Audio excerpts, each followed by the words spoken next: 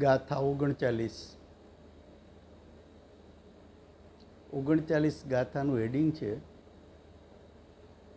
હવે અંત સમયે. અંત સમય એટલે આયુષ પૂર્ણ થવાની તૈયારી છે. સમ્યક દ્રષ્ટિ હોય, શ્રાવક હોય, મુનિ હોય, એમના અંત સમયે સલ્લેખના કહી છે, સમાધિ મરણ કહ્યું છે. તેમાં દર્શન, જ્ઞાન, ચારિત્ર, તપ તે 4. દર્શન એટલે સમ્યક દર્શન, જ્ઞાન એટલે સમ્યક જ્ઞાન, ચારિત્ર એટલે સમ્યક ચારિત્ર અને તપ એટલે સમ્યક તપ. તે 4 આરાધનાનો ઉપદેશ છે. ચતુર્થ ગુણસ્થાન વર્તી સમ્યક દ્રષ્ટિ હોય, પંચમ ગુણસ્થાન વાળા શ્રાવક, શ્રાવિકા કે અર્જિકા હોય, કે છઠ્ઠે સાતમે ગુણસ્થાને ઝૂલતા મુનિરાજ હોય, એમની પ્રવૃત્તિ શું? તો કે એવા સાધક એની દ્રષ્ટિ જ્ઞાયક ઉપરથી ખસતી નથી. એમનો ઉપયોગ વારંવાર સ્વભાવ સન્મુખ થાય છે. પ્રતિ સમય આત્મસ્થિરતા વધારતા જાય છે. પ્રતિ સમય કસાય ન કસાય ઘટતા જાય છે, વિતરાગતા વધતી જાય છે. આવી આરાધના આવા સાધકોને પોતાની ભૂમિકામાં હોય છે અને તીર્થંકર પરમાત્માનો ઉપદેશ પણ એમ જ છે કે આવી આરાધના કરવી તે પણ શીલથી જ પ્રગટ થાય છે. તે પણ એટલે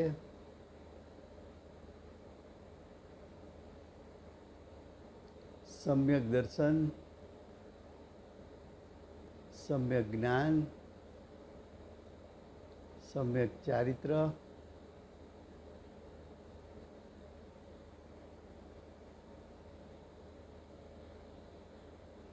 અને સમ્યક તપ.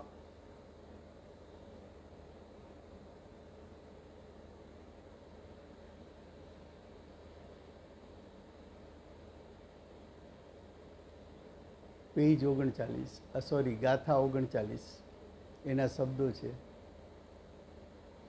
આરાધના પરિણત સર્વ ગુણથી કરે ક્રસ કર્મને, સુખ દુઃખ રહિત મન શુદ્ધતે ક્ષેપે કર્મ રૂપ ધૂળને. સાધકો સર્વગુણ. સર્વગુણ એટલે મૂળ ગુણ અને ઉત્તર ગુણ. મુનિના મૂળ ગુણ અને મુનિના ઉત્તર ગુણ. મૂળ ગુણ મુનિના 28 મૂળ ગુણ, ઉત્તર ગુણ મુનિના તપ, ધ્યાન, 10 લક્ષણ વગેરે ઉત્તર ગુણ. મૂળ ગુણ અને ઉત્તર ગુણોથી જેમના એટલે સાધકના, જેમના એટલે અહીંયા મુનિના કર્મ ક્ષીણ થઈ ગયા છે, ઘાતી કર્મ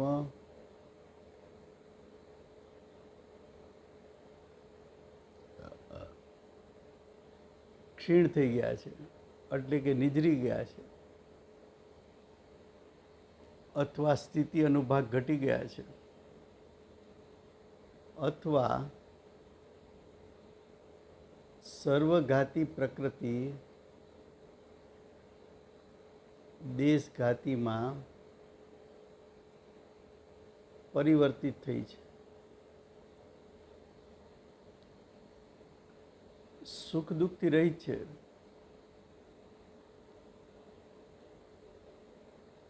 સુખ દુઃખથી, ઇન્દ્રિય સુખ દુઃખથી,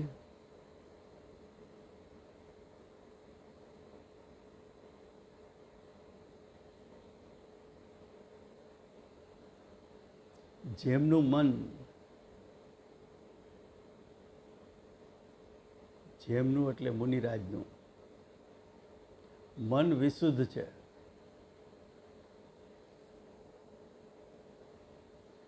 અને જેઓએ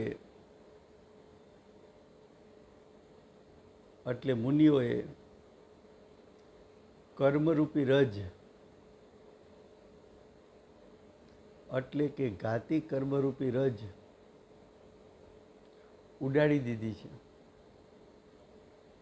એવી આરાધના પ્રગટ થાય છે.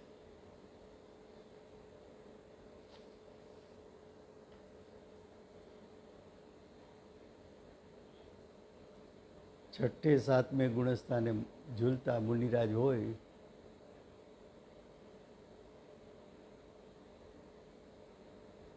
સમ્યક દર્શન, સમ્યક જ્ઞાન, સમ્યક ચારિત્ર, સમ્યક તપ એની આરાધના કરે છે. એ આરાધનાના ફળમાં આત્માના અસંખ્યાત પ્રદેશે પ્રગટેલી શુદ્ધતા એનું નિમિત્ત પામીને સત્તામાં પડેલા કર્મ, ઉદયમાં આવતા કર્મ અને નવા કર્મ બધાની તાકાત ક્ષીણ થતી જાય છે. સત્તામાં પડેલા ઘાતી કર્મ ક્રમશઃ ખરતા જાય છે, નિજરતા જાય છે. સત્તામાં પડેલા કર્મ એની ફળદાન શક્તિ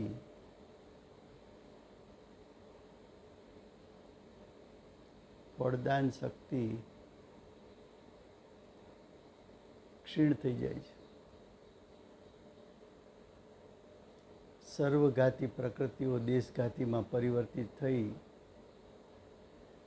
તેનો અર્થ એમ કે સર્વઘાતી કર્મની તાકાત વધુ હતી, દેશઘાતીની તાકાત ઓછી છે. તો કર્મો ક્ષીણ થઈ ગયા. પ્રતિ સમય ભાવ કર્મ બળતા જાય છે, વિતરાગતા વધતી જાય છે. જીવના પરિણામ સાથે નિમિત્ત નૈમિત્તિક સંબંધવાળા કર્મો ચાહે સત્તામાં પડ્યા હોય, ઉદયમાં આવતા હોય કે નવા બંધાતા હોય, એ સર્વ દ્રવ્ય કર્મો, સર્વ ઘાતી કર્મો એની તાકાત નાશ પામતી જાય છે. તો મુનિરાજ અંત સમયે પણ આવી જ આરાધનામાં ટકી રહીને સમાધિ મરણ કરે છે. ભાવાર્થ: પહેલાં તો સમ્યક દર્શન સહિત મૂળ ગુણ, ઉત્તર ગુણ દ્વારા મૂળ ગુણ, ઉત્તર ગુણની વાત કરી છે, એટલે અહીંયા મુનિપણાથી વાત લેવી છે.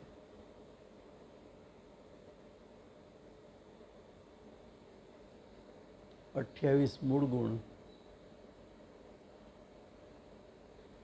5 મહાવ્રત, 5 સમિતિ, 5 ઇન્દ્રિય જય, 6 આવશ્યક, 21 થયા. નગ્ન દશા, ખડા ખડા આહાર, એક વખત આહાર, અસ્નાનતા, અદન ધોવન, ભૂમિશયન,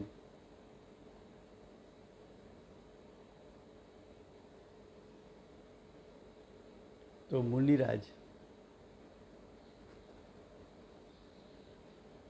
28 મૂળ ગુણનું પાલન કરી વિશેષ પુરુષાર્થ કરી ઉત્તર ગુણોને પણ પ્રગટ કરે છે. 10 લક્ષણ ધર્મ છે, તપ છે, ધ્યાન છે, એ બધા ઉત્તર ગુણો છે. કર્મોની નિજરા થવાથી મૂળ ગુણ અને ઉત્તર ગુણ પ્રગટ કર્યા.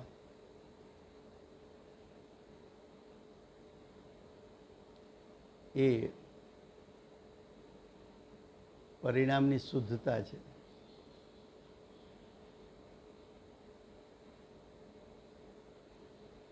એ પરિણામની શુદ્ધતા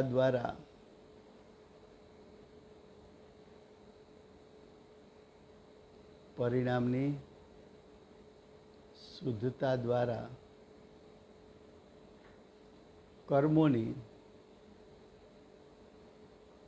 એટલે દ્રવ્ય કર્મોની નિજરા થવાથી કર્મો ખરી જવાથી કર્મો ક્ષીણ થવાથી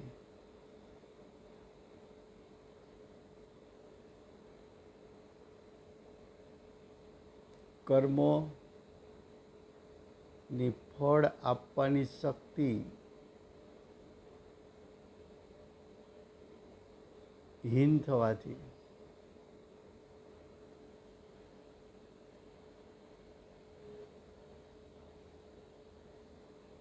કર્મના સ્થિતિ અનુભવ ક્ષીણ થાય છે. તાકાત તૂટી ગઈ કર્મોની.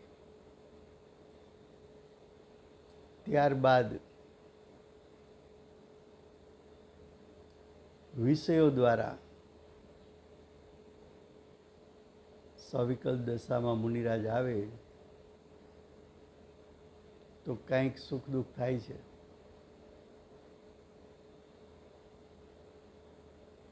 એ વિષયો દ્વારા કંઈક સુખ દુઃખ થાય તેનાથી રહિત મુનિરાજ છે. તેનાથી રહિત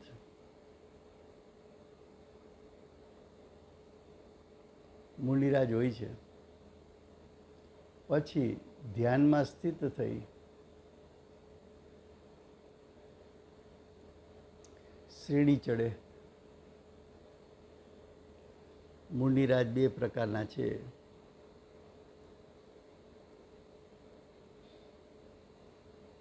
છઠ્ઠે સાતમે ઝૂલે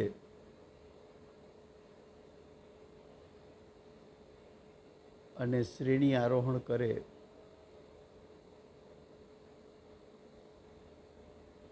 એવા મુનિ બે પ્રકારના છે. છઠ્ઠે સાતમે ઝૂલે એના કરતાં શ્રેણી આરોહણ કરે એનો યત્ન વધારે છે. શ્રેણી આરોહણ કરનારા મુનિઓ યતિ છે.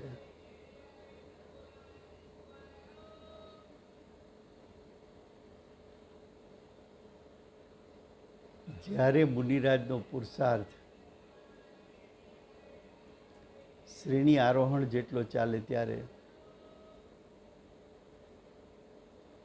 ઉપયોગ એટલે સદુપયોગ,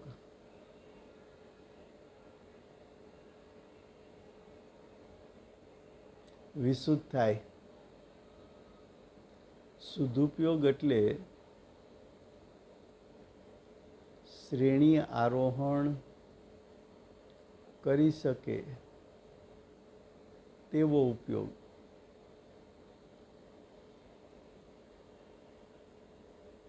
વિશુદ્ધ થાય, કસાયોનો ઉદય અવ્યક્ત થાય,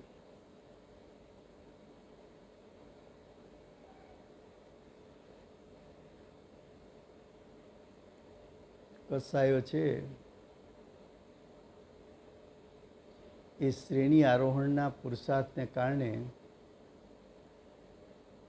કસાયો પ્રગટી શકતા નથી. કસાયો દબાય તો ઉપસમ શ્રેણી, કસાયો નષ્ટ થતા જાય તો ક્ષપક શ્રેણી.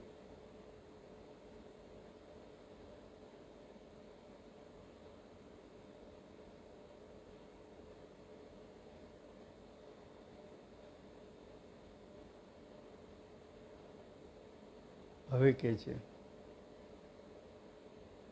અને સુખ દુઃખની વેદના મટે, જેટલો કસાય નાશ પામ્યો એટલો વિશેષ અતિન્દ્રિય આનંદની પ્રગટતા થઈ. એટલી જ સવિકલ્પ દશાના સુખ દુઃખની વેદના મટી મુનિરાજને ખરેખર તો વિકલ્પમાં આવવું નથી. શ્રેણી આરોહણ કર્યા પછી પણ અબુદ્ધિપૂર્વકનો રાગ હોવાથી અલ્પ સુખ દુઃખની વેદના છે, પણ અબુદ્ધિપૂર્વકનો રાગ પણ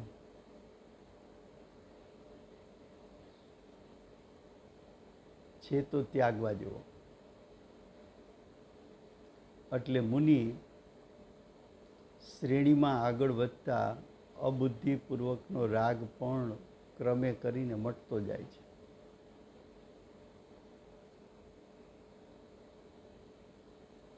શ્રેણી આરોહણ કરનાર મુનિને હજુ ક્ષયોપસમ જ્ઞાન છે, અને ક્ષયોપસમ જ્ઞાન છે ત્યાં સુધી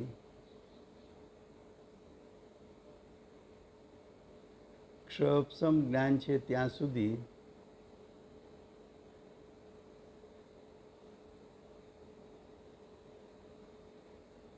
મુખ્ય ગૌણ કરવું પડે છે.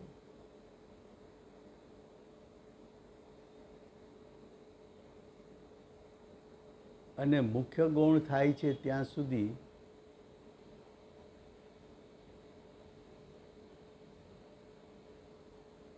રાગદ્વેષ થાય છે.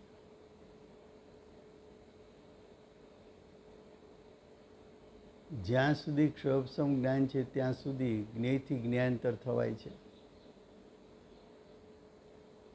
તે મટીને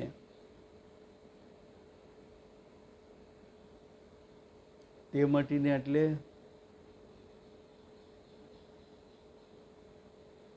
મુખ્ય ગૌણપણું મટીને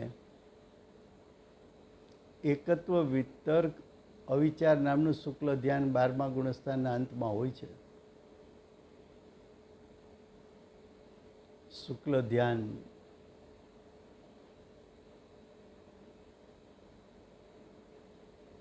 એનો પહેલો પાયો, બીજો પાયો, ત્રીજો અને ચોથો. પહેલો પાયો 8 થી 11 ગુણસ્થાન,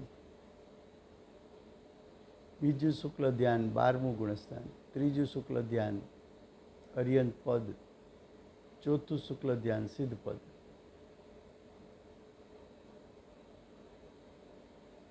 એ 12મા ગુણસ્થાનમાં બીજું શુક્લ ધ્યાન પ્રગટ થયું ત્યારે મનનો વિકલ્પ મટીને વિશુદ્ધ થાય છે.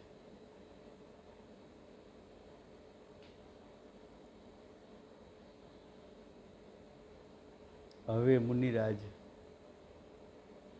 12મા ગુણસ્થાનમાં અંતમુહૂર્ત કાળ સ્થિરતા કરી અને અર્યંત પદને પ્રગટ કરશે.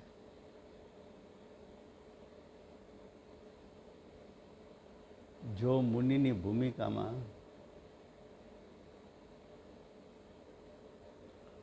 મુનિરાજનું આયુષ એની પૂર્ણતા નજીકમાં છે એવો ખ્યાલ આવતા મુનિરાજ બધા વિકલ્પ છોડી સમ્યક દર્શન જ્ઞાન ચારિત્ર એની આરાધના કરી ઘાતી કર્મોને નિજરા કરી શ્રેણી આરોહણ કરી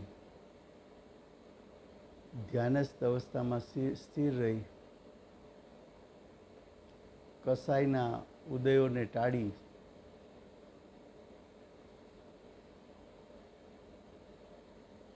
અબુદ્ધિપૂર્વકના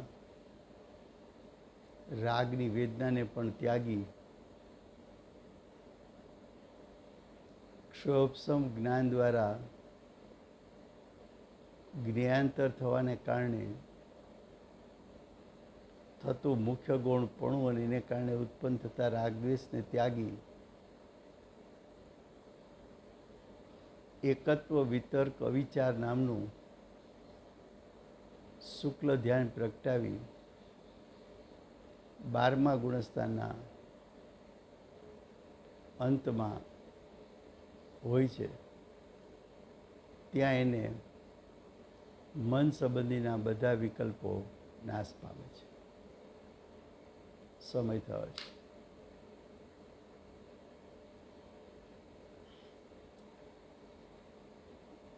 સીમાને ધરનાર શ્રી સિમંદર ભગવાનનો જય હો.